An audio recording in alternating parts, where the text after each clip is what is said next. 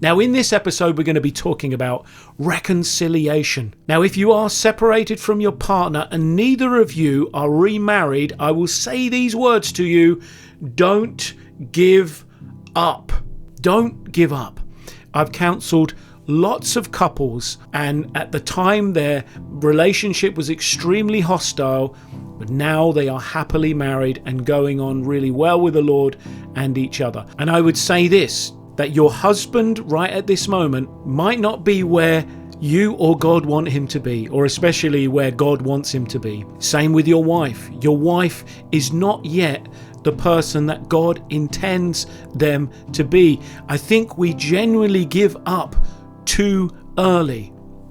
Now, this is an extreme story, but it's a powerful and beautiful one nonetheless. There was a man who struggled with alcoholism for 20 odd years, and he used to abuse his wife. Now, the wife held on to that marriage and to her vows in ways in which she felt she was honoring the Lord, and she prayed.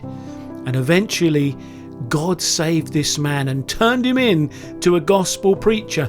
Now, he only had 4 years because of the damage to his body, and eventually he went to be with the Lord.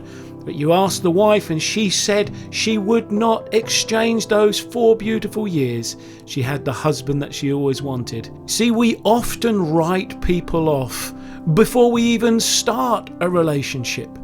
And I think it's really important for us to know that God doesn't always bring the perfect person into your life. If God brought you someone in your life that agreed with everything and did everything the way you wanted them to, then you wouldn't be able to learn unconditional love. Now, you may be in that situation where you are at odds with somebody, or life isn't going the way you want it, but you are learning unconditional love like nothing else.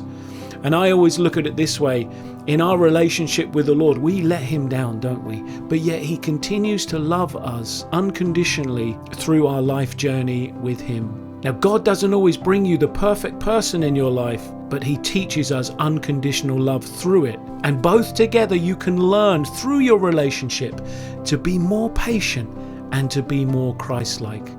Now, let me read from this scripture from 1 Corinthians chapter 7. The Apostle Paul says, "To the married I give this command, not I but the Lord, a wife must not separate from her husband, but if she does, she must remain unmarried, or else be reconciled to her husband." Now, this just shows the extreme, doesn't it? That God wants marriages to work and for husbands and wives to be committed until death. Now, we know that it's not in every case, because the Bible does give us out clauses for divorce and reasons for remarriage. But also, sometimes there isn't an opportunity for reconciliation. Now, if you or your partner have an unbiblical divorce and neither are you remarried, then the ideal situation is for reconciliation. Now, you might think the last thing I want to do is go back with somebody who I don't get along with. But again, we've already talked about this. Who knows what God can do?